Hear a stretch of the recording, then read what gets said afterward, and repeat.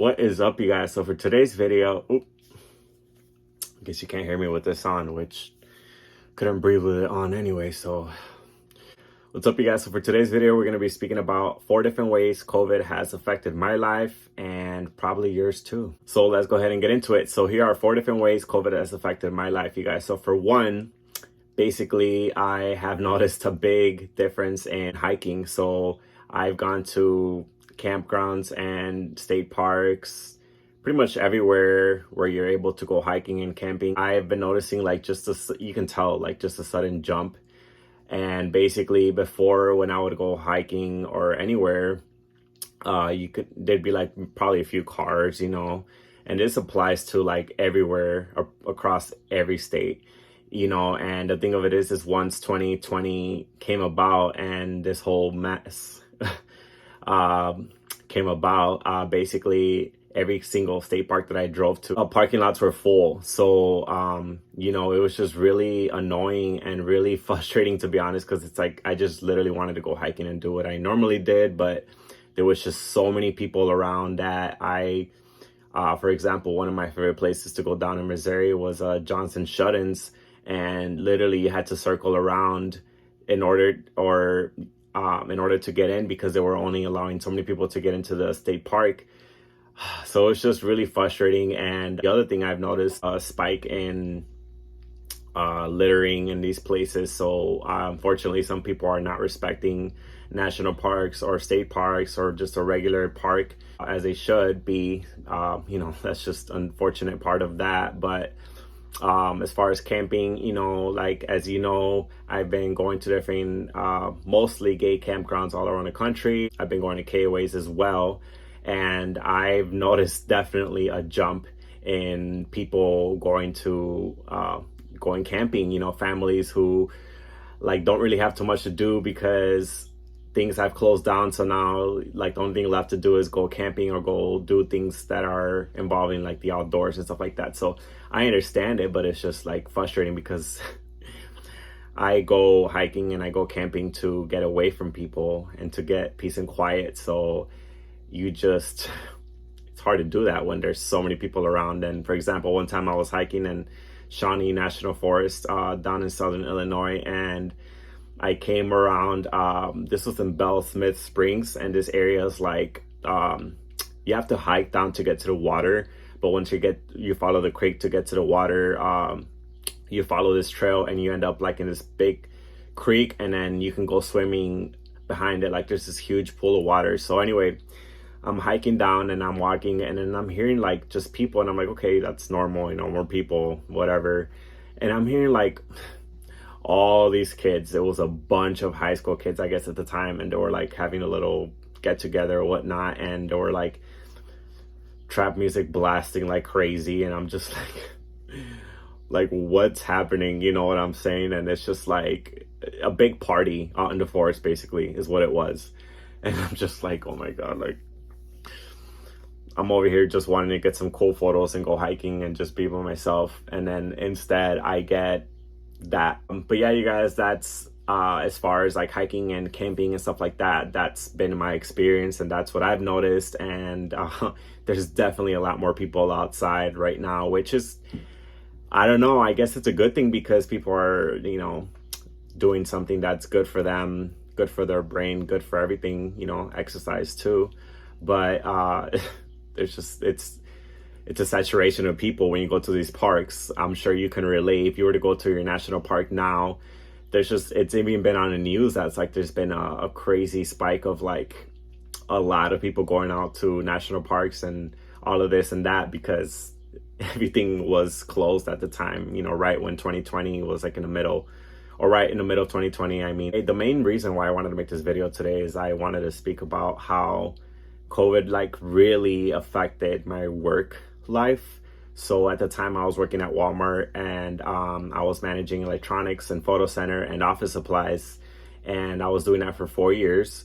And at the time I basically got the worst of it as being an electronics. So you can imagine basically everybody came into Walmart electronics section specifically to buy laptops, to buy tablets, because all the kids were getting online schooling, right?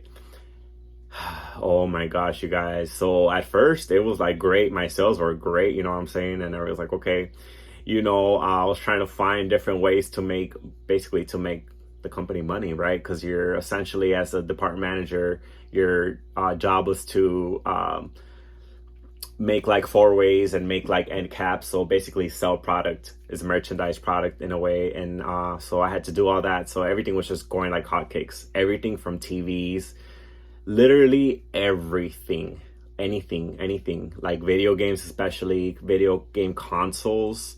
There was a point where we were getting like every few days only, and that was like PlayStation, Xbox. This was when Wii was phasing out, so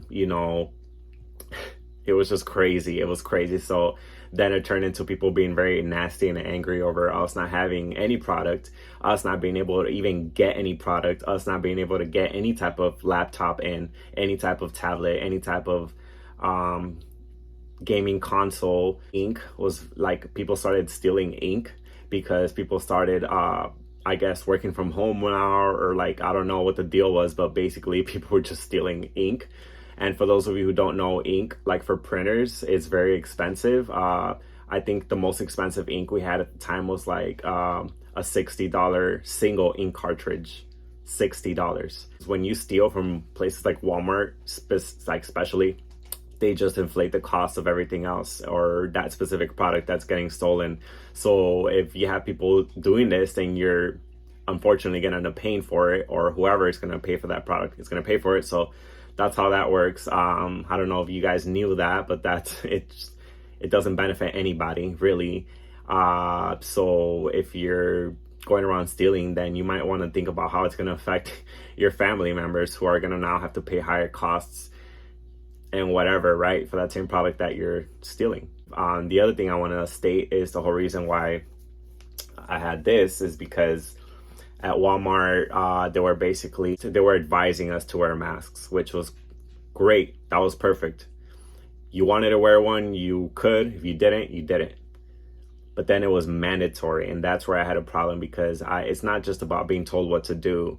Yeah, I think that's part of human nature, not wanting to be told what to do, right? But for me personally, it was just not all the time, but sometimes when I was working or stocking freight or moving around, being in electronics, you move TV, so they're heavy and you can get out of breath, obviously. So you don't want to wear a mask because you can't breathe. That's just my experience. I'm sure a lot of people can relate to that. And it was getting, I don't know if it was just, I think it was a combination of that and anxiety of just everything. It was just horrible, basically. Then paranoia a little bit started kicking in, because you're like thinking, well, hopefully I don't get sick, and then you're like thinking you're around all these people, hundreds of people each day when you're at Walmart, especially. So you're thinking you're probably, or hopefully you won't get sick, and you're just, everything, right, is going through your head. Then the anger starts to set in, for me at least, because I was just like, at the time I was working at Casey's as well. I had two jobs for like 2 years. So at Casey's, they were advising people to stay at home, like doing that whole, or they were doing like a mandatory stay at home. So they were like mandating people to stay at home and like only go out to buy your essentials and then go straight home, right? I was working at a small town, so people would just go and like kind of hang out, and like, and I would get mad, because it's like, why would you come over here and hang out? I don't want you here. It's like, you're probably going to get me sick. And it's just like so many things that were going through my mind. And I just, it's just pure anger, honestly, that I was experiencing. That story correlates to how my OnlyFans got started. But basically, I wanted to get a permit to not wear my mask, to just not be able to wear it, and instead to wear like a face shield. But in order to do that, you had to basically apply for it, and then while you get approval for it, you like would have to take a break from working.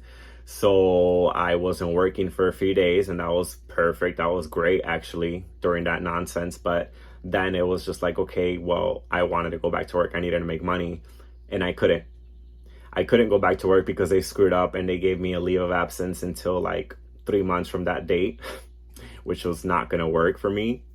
My bills need to be paid like next month. So I ended up basically I figured it out, but I was really adamant about trying to get that face shield. So I redid everything, went back to work for 3 days, was told I was not able, I was like literally not uh, legally, like it was not legally right for me to be there, because I had to get an approval to come back to work, basically to state that I was able to work with wearing a mask again.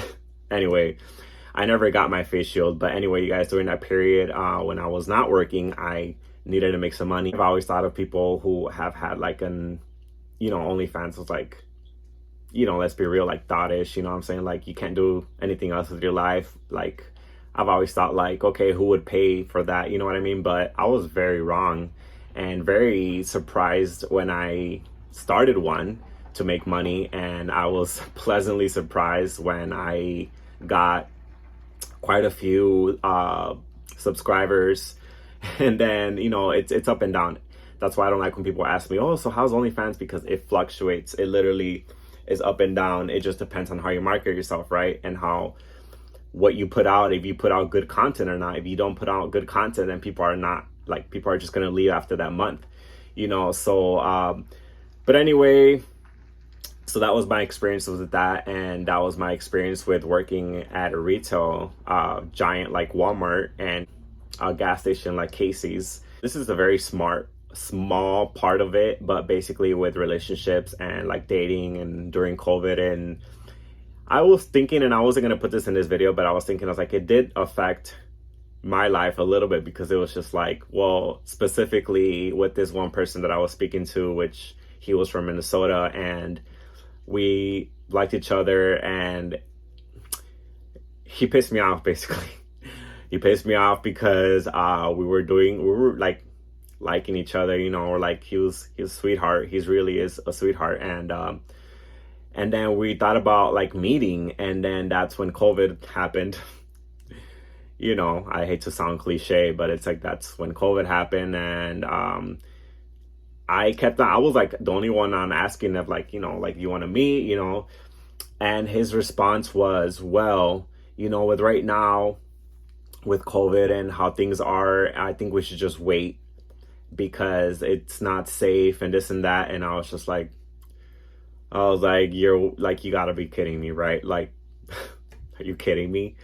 Anyway, I was like, dude, you can get COVID from going to the freaking store and catching it from somebody, and you're worried about like meeting up from somebody. I get it, across states and all of that. We live in different states, but it's just like, seriously. But anyway, it really rubbed me the wrong way, and I got extremely annoyed, and yeah, it just honestly pissed me off, because I was just like, okay. So anyway, that ended, and we didn't keep in contact anymore, because I was a little sour after that. I was just like, okay.